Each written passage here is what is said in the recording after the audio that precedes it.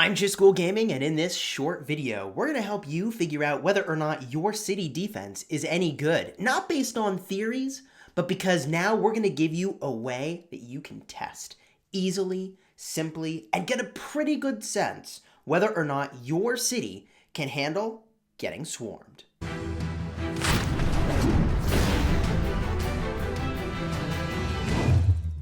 Hello, my friends, and welcome back. We're going to be talking about Garrison defense, which is one of my favorite topics in Rise of Kingdoms. If you like Rise of Kingdoms guides that help you get value and smash your enemies, consider smashing that subscribe button for daily Rise of Kingdoms videos. We are a sponsored content creator, and today, this topic is very exciting. In our live stream, where we were testing stuff out, we learned that in the expedition, actually, this node right over here, 70-2, and there are other nodes that you could use as well if you can't get that far along, that you defend your city, and they actually are a pretty reasonable proxy for what it might be like if you're using those commanders on your wall. That's right, if you jump into this particular challenge in the expedition, you can configure this to test different combinations of Garrison commanders and see how they will do. Now, we went in and did a bunch of that testing. Why did we do this? A couple days ago, we made a video where we said, hey, we think that this Garrison build is better. And there was some question about the way some of the talents worked. Card up in the top if you want to see the video where I talk about what I think the best Garrison build might be to defend against a swarm, but I don't have proof. And so I really was looking into ways that I could go about proving it. I tried, reaching out to my contact and support to understand the way some of these skills worked, but I felt like the best answer was going to be if I could run a test and prove which build worked better than the other, because ultimately the way the talents works only sort of matters at the end of the day, which build is more performant. Now, in order to run this test, there's a couple things that I would recommend that you do. First and foremost, you can see here that I've done a selection of troops that looks exactly like the breakdown of troops most players might have in their city. I feel like most players have, some Samurais, some crossbowmen, a good bit more knights, and a good bit fewer siege units. But whatever breakdown of units you have in your own city, you can try to emulate it to use here. That way you can test what that combination might look like. In addition, I want to call attention to the fact that in the expedition, all buffs that you have actually work in this mode. Even if you go pick up a rune on the map, you'll have it here. So that is really solid for using this to do your testing. I ran some tests on my own to see whether or not equipment is working in this game mode. I think that it is, which is very solid, so you can get all your Garrison equipment onto whichever commander you have as the primary commander. We can review what we're using in just a little bit just to show you what I think is really good for an account that's under 35 million power. And randomness is absolutely going to be a factor when you do this testing. And we'll show you what that looks like. In fact, I'm just going to hit ready and you can watch as this unfolds and I'll keep talking. So randomness will absolutely be a factor as you do this testing.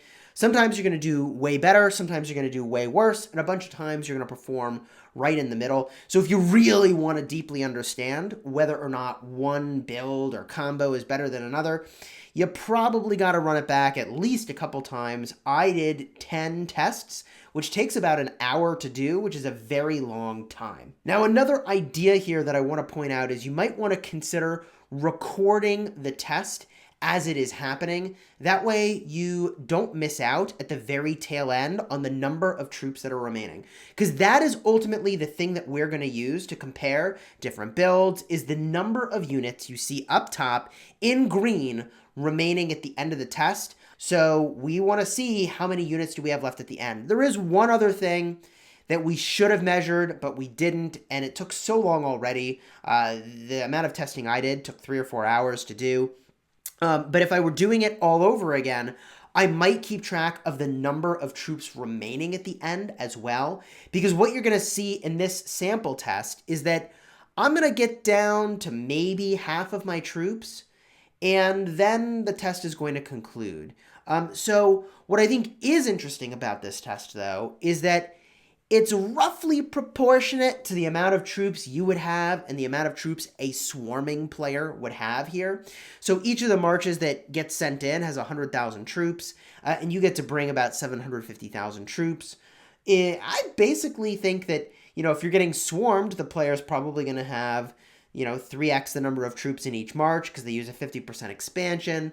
And if you're defending your own city and you're about 35 million power, you're probably looking at about 2 million troops in your city anyways. So all of that ratio is about right for testing, and it's certainly not perfect, but I did find it fairly educational. And, look, you might argue maybe you could test this in an Ark of Osiris practice match.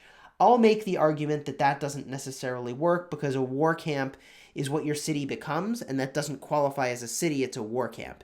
And one thing that your city has that a war camp doesn't is the watchtower, which you noticed in this very brief clip. The watchtower died within the first maybe 10 turns, and then the rest of the fight, it's all your troops doing the work there. I obviously don't think all that much of the watchtower.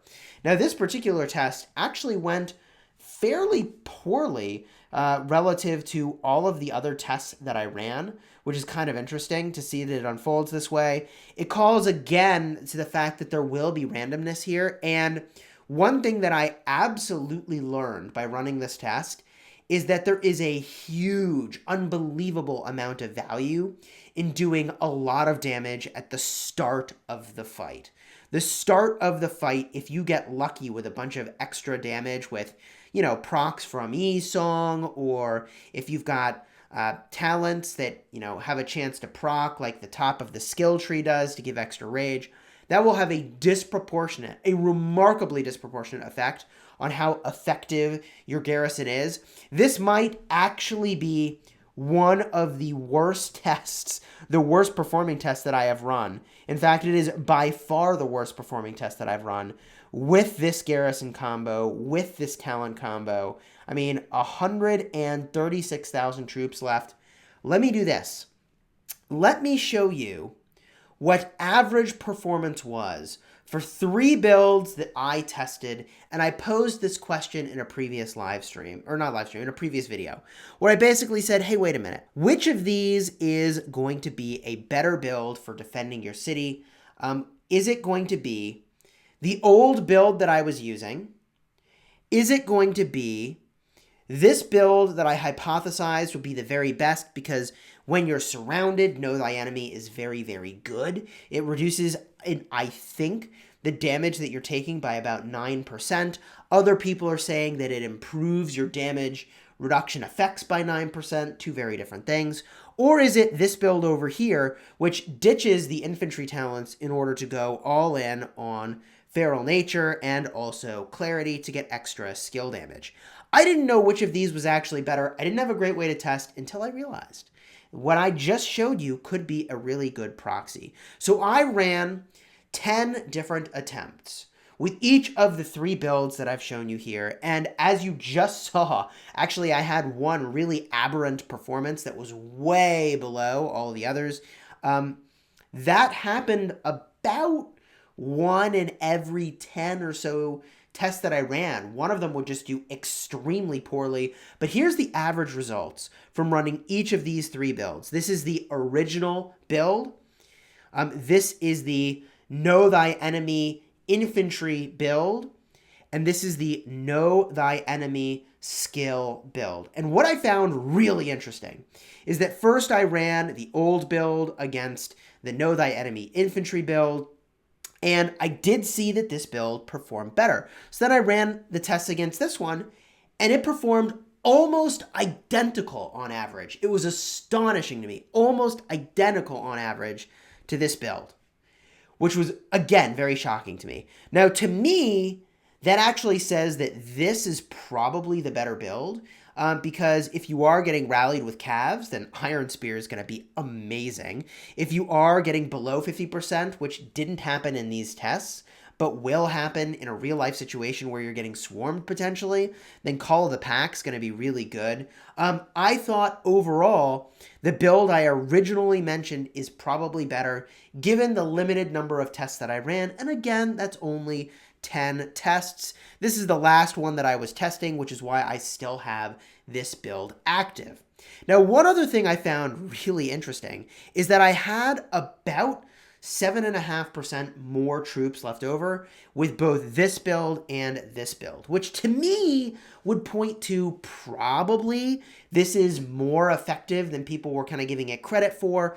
I think this is 9% damage taken reduction, but maybe it's not. I'm not entirely sure. You're giving up some amount of damage over here to gain damage taken reduction, and what I'll point out is that the thing that would make this test more complete is if I actually had the data to see, like, gosh, how many troops were left at the very end when my city was getting swarmed. Based on just watching the videos of when I was doing this earlier, I would say it was about even. But I definitely could stand to be more scientific about that. And if I was doing it all over again and want to spend a bunch more hours doing it, then I definitely would go and look at that as well, just to see, like, gosh, which of these builds really is outperforming the other. What I will say is that none of these builds were so astronomically different that it was really, like, catastrophically significant that you go with one build or the other. If you believe that any of these builds are about the same or slightly better, then just go with that one, because honestly, like, I think the micro optimization of 7.5% troops left over is a pretty meaningful number of troops, but they're all so close. None of them were so different from the others that it was just leaps and bounds, slam dunk, have to pick it. And even though I think this build is slightly less optimal, this is what I'm going to leave on for now. I did this testing in part on my mini because I thought, gosh, like, how many talent resets am I going to use testing on this account now? Probably a ton. So I'm going to be using my farm account. That's right, my farm has an expertise Sun Tzu and Esong. It's like a 420-ish day old account. So, like, that, you know, justifies why my Esong is expertise, but you get the idea here. A couple more closing thoughts here on testing your own garrison using this technique that I shared with you. I just want to call out again that the unbeatable defense for your city will be to just go and pop a peace shield. The reason you set garrison commanders and protect your city with top tier commanders is mostly a deterrent for when you're not online, so that you don't just look like a loot pinata or a resource pinata where people can come and take all your resources and they're not going to lose very many troops because you've got the wrong commanders on your wall. So it's really intended to be a deterrent. If you're offline and someone is determined, it's likely they're going to knock you out, zero your city, take your stuff. And that is especially true when you're lower than 20 million power. That starts to diminish a little bit on your way to 35 and 40 million power. At that point, if you've got the right commanders, you are becoming prohibitively expensive to try to take down unless you've got, like, billions of resources. It just doesn't make a lot of sense to swarm down one of those players. And if you are even online, one of the advantages of having good anti-swarm, which is what I think low power players, players that are approaching 35 million and onward to 40 even should optimize for, is if you're getting swarmed. And I like that because if you're getting rallied, you at least get some warning. Like, at least you have a 4-minute warning. And there's the march time of the rally. Like, theoretically, you could notice or get an alert and respond or find out in Discord because people are telling you you're getting rallied. But you don't really get any advance notice for a swarm. If they port next to your city and they start swarming you, like, you're just getting swarmed and you don't have time to react. So I like to be prepared for that situation more than the others. I will be very eager to hear, however, in the comments, if you will be using the expedition to test, as I have shown here, to defend against a swarm. Do you think this is a good comparison point or not? I'm not entirely convinced, but it's better than the alternatives that I have available to me, especially for rapid back-to-back testing. I mean, you could make the argument that a game mode like Shadow Legion is supposed to help you test that, but Shadow Legions once a month. Like, that's not frequent enough. You can't get rapid cycles. Here, you can get all the rapid cycles you want at literally no cost to you beyond your time, which seems very worthwhile as a mechanism to use to try and do this testing. Now, one other thing I promised I would show you is the gear that I have on my Sun Tzu. This is for a farm account. So I did spend a non-trivial amount of gold to have the special talent on the Greaves of the Exile, Staff of the Lost, and the Infantry Breastplate. I am using the Windswept set because the 2% troop attack bonus on the set is really good. That's 2% infantry, archers, cavalry, and siege units. That's 8% of stats, 4% per piece on the set, in addition to what it's already got. I don't care about the march speed. The rest of that's too good to pass up. And the Abyssal Visage is really solid for defending your city. It even is got stats and roughly the ratio in which I've got the troops in my city. Again, let me know in the comments how you would improve this mechanism for doing testing to determine what the best city defense might be to protect against a swarm.